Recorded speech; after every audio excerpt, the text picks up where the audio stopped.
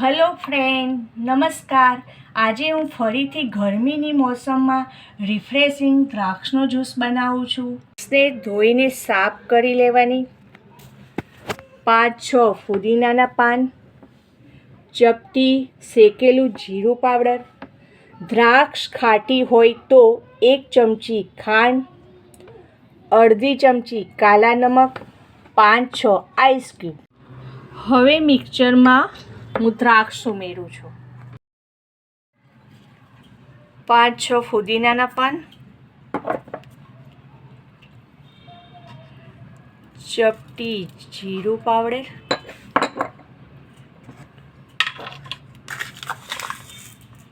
1 ચમચી ખાંડ, સંચર પાવડર,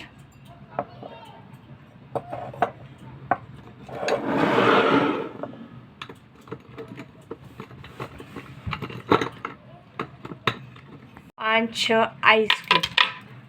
તેને મિક્સરમાં ક્રશ કરું છું. હવે સર્વ કરું છું. આઈસ ક્યુબ ઉમેરું છું.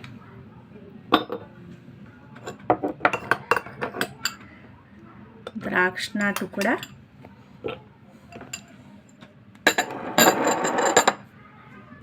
દ્રાક્ષનો જ્યુસ.